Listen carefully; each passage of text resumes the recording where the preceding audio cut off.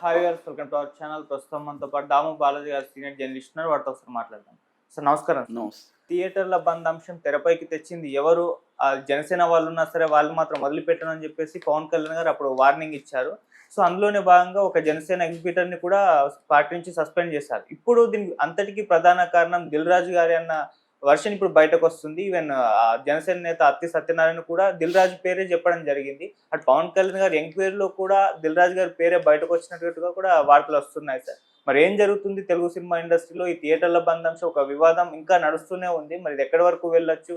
మరి దీనికి సంబంధించి ఎటువంటి ఇన్ఫర్మేషన్? తెలుగు రాష్ట్రాల్లో థియేటర్ల బంద్ జూన్ 1 నుంచి అన్న వార్త వచ్చినప్పటి నుంచి కూడా ఒక కలకలం అయితే చోటు చేసుకుంది.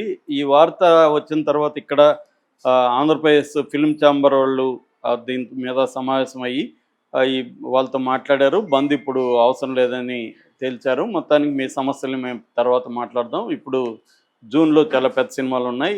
హరిహర వీరమల్లు ఉంది, తగ్గులైపు ఉంది, కుబేరా ఉంది, కన్నప్ప ఉంది. ఇలాంటి సినిమాలన్నీ ఉన్నాయి కాబట్టి ఇప్పుడు వద్దని చెప్పారు. వాళ్ళు కూడా విరమించుకున్నారు. అయితే ఇది అఫిషియల్గా ఎవరు బయటకు వచ్చి మేము బంద్ చేస్తున్నామని అనౌన్స్ చేయలేదు. కానీ ఇది పెద్ద ఎత్తున చోటు చేసుకుంది. పవన్ కళ్యాణ్ చాలా సీరియస్గా రియాక్ట్ అయ్యాడు. అంత సీరియస్గా పవన్ కళ్యాణ్ రియాక్ట్ అవుతాడని ఎవరు కూడా ఊహించలేదు. దానికి కారణం ఏంటంటే తన సినిమా జూన్ 12వ తేదీ రిలీజ్కి ఉంది కాబట్టి ఆ సినిమాని ఆపడానికే కుట్ర బన్నారనేది పవన్ కళ్యాణ్ నమ్ముతున్నట్టుగా మనకు అర్థమైంది. దాంతో పవన్ కళ్యాణ్ ఆఫీస్ నుంచి ఒక పెద్ద ప్రకటన రిలీజ్ అయింది. అదేంటంటే ఈ కుట్రదారులు ఎవరున్నారు అనే ఇది. అంతకుముందే కందుల దుర్గేష్ సినిమాటోగ్రఫీ మినిస్టరు దీని వెనక ఆ నలుగురే ఉన్నారు. ఆ నలుగురు దగ్గరే మొత్తం థియేటర్లు ఉన్నాయి. ఆ నలుగురు ఎవరు ఏంటనేది మొత్తం బయట పెట్టడానికి హోమ్ సెక్రటరీ దీని మీద ఎంక్వైరీ చేయాలని ఆయన ఆదేశించాడు. ఆయన సీరియస్గానే స్పందించారు. దాని తర్వాత పవన్ కళ్యాణ్ సీరియస్గా స్పందించి దీని మీద ఎంక్వైరీ చేస్తామని, థియేటర్లలో అవకతవకల మీద మేము విడిచిపెట్టమని, నేను మీకు ఎంతో చేయాలనుకుంటున్నాను, సినిమా ఇండస్ట్రీకి చాలా మేలు చేయాలని చంద్రబాబుతో డిస్కస్ చేస్తున్నాను, మిమ్మల్ని కూడా వచ్చి కలవమంటుంటే మీరు ఎవరు కలవట్లేదు, అసలు సినిమా దీన్ని ఒక పరిశ్రమ స్థాయికి గుర్తించి దానికి అనేక మేలు చేయాలి అని నేను అనుకుంటుంటే మీరు నాకు రిటర్న్ గిఫ్ట్ ఇస్తారా అని ఆయన కోపంతో ఊగిపోయారు. దాని తర్వాత నుంచి సినిమా థియేటర్ల మీద దాడులు మొదలైనవి.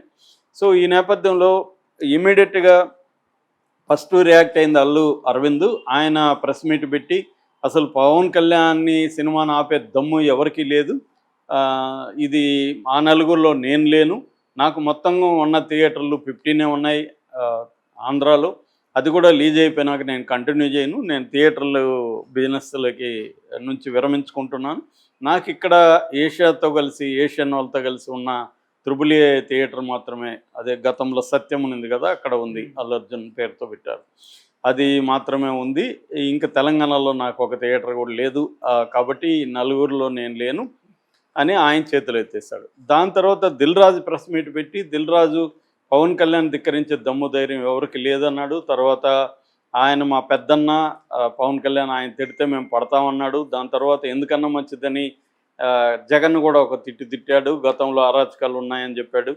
సో ఇవన్నీ జాగ్రత్తగా దిల్ రాజు మాటల్లో చూస్తే ఇవన్నీ కనబడుతుంది. At the same time reverse attack కూడా మొదలుపెట్టాడు. ఎందుకంటే అప్పటికే జనసేన సోషల్ మీడియా వాళ్ళు దిల్ రాజు మీద, దిల్ రాజు భార్యను కూడా అసభ్యంగా కామెంట్లు పెడుతూ పోస్టులు పెట్టారు. నేను కూడా కొన్ని చూశాను. మరోవైపు సురేష్ మీద కూడా పెట్టారు. దగ్గుపాటి సురేష్ కొడుకు, చిన్న కొడుకు అభిరాము శ్రీరెడ్డికి అఫైర్లు ఉన్న ఆ ఫోటోలను పెట్టి కూడా కామెంట్లు పెట్టారు. అంటే వాళ్ళిద్దరిని క్లియర్గా దిల్ రాజును, దగ్గుపాటి సురేష్ని జనసేన వాళ్ళు అటాక్ చేయడం మొదలుపెట్టారు. దానికోసం దిల్ రాజు ఏం చేశాడంటే ఒక పక్క పవన్ కళ్యాణ్ని పొగుడుతూనే రెండో వైపు జనసేనకు సంబంధించిన అత్తి సత్యనారాయణ అనే వ్యక్తి తూర్పుగోదావరి జిల్లాలో రాజమండ్రి ఆయన టౌన్ ఇన్ఛార్జి జనసేనకి, ఆయనే ఇది మొదలుపెట్టింది. ఫస్ట్ అసలు బంద్ అని చెప్పింది ఆయనే. ఆయన ఒక ఇంటర్వ్యూ కూడా ఇచ్చాడు అంతకుముందు, థియేటర్ల సమస్యల మీద కూడా మాట్లాడాడు. ఆయన చెప్పాడు తప్ప మేము చెప్పలేదు, మాకు సంబంధం లేదు, నాకు కూడా తెలంగాణలో 370 థియేటర్లు ఉంటే నాకు ఓన్లీ 30 థియేటర్లు ఉన్నాయి, ఆంధ్రాలో ఒక 20 థియేటర్ల వరకు ఉంటాయి, ఇంత 50 థియేటర్ల కంటే మాకు ఎక్కువ లేదు, తెలంగాణలో 370లో ఒక 90 దాకా సురేష్కి ఏషియన్ వాళ్ళకి ఉన్నాయి, మిగతాంతా విడివిడిగా కొంతమంది చేతుల్లో ఉన్నాయి తప్ప ఆ నలుగురు అనేది అంత అబద్ధం అనేది ఆయన చెప్పాడు. ఎప్పుడైతే ఈయన జనసేన అతి సత్యనారాయణ పేరు చెప్పాడు, ఇమీడియట్గా పవన్ కళ్యాణ్ రియాక్ట్ అయ్యి అతి సత్యనారాయణని పార్టీ నుంచి సభ్యత్వం నుంచి తొలగించేసి, సస్పెండ్ చేయడం కూడా కాదు, సభ్యత్వం నుంచి తొలగించేశారు. ఆయన పదవి నుంచి కూడా, ఇన్ఛార్జ్ పదవి నుంచి ఓడబెరికారు.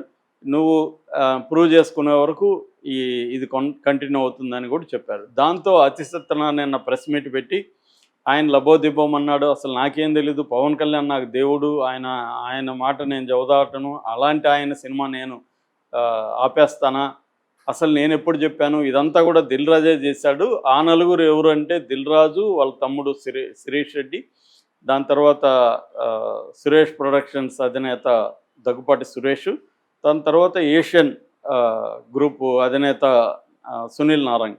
వీళ్ళు నలుగురే, ఆ నలుగురు వీళ్ళే ఇది చేశారు. ముఖ్యంగా దిల్ రాజు, ఈ నలుగురిలో కూడా ప్రధానంగా చేసిన దిల్ రాజే అనేది ఆయన చెప్పాడు. ఇప్పుడు ఇంకొక వార్త వైరల్ అవుతుంది. అసలు దిల్ రాజు, సురేష్, సునీల్ నారంగ్ కలిసి ఎక్కువ బిజినెస్లు వీళ్ళకే ఉన్నాయి. ఈ మధ్యకాలంలో ఏమైందంటే మైత్రి మూవీ మేకర్స్ వాళ్ళు ఇప్పటి వరకు ప్రొడ్యూసర్లుగా ఉన్నారు. ఆ మైత్రి మూవీ మేకర్స్ ఈ మధ్యకాలంలో డిస్ట్రిబ్యూషన్ రంగంలోకి వచ్చారు. సలారు, హనుమాను ఇలాంటి సినిమాలను వాళ్ళే డిస్ట్రిబ్యూట్ చేశారు. డిస్ట్రిబ్యూట్ చేస్తున్నప్పుడు వాళ్ళకి థియేటర్ల ప్రాబ్లం కనబడింది. సో థియేటర్లు కొంతమంది చేతిలో ఉన్నాయి కాబట్టి థియేటర్లు మనకు సరిగా ఇవ్వట్లేదని వాళ్ళకి అర్థమయ్యి వాళ్ళు ఏం చేశారంటే థియేటర్ బిజినెస్లో కూడా వాళ్ళు ఎంటర్ అయ్యారు. వాళ్ళు కూడా థియేటర్స్ లీజుకు తీసుకోవడం మొదలుపెట్టారు. దీంతో ఏమైందంటే అప్పటి వరకు స్ట్రాంగ్గా ఉన్న డిస్ట్రిబ్యూషన్ అండ్ థియేటర్ బిజినెస్లో ఈ ముగ్గురు ఉన్నారు స్ట్రాంగ్గా. ఎవరు? దిల్ రాజు, సునీల్ నారంగు, సురేష్. కాబట్టి ముఖ్యంగా దిల్ రాజు, సునీల్ నారంగు సురేష్ కంటే కూడా.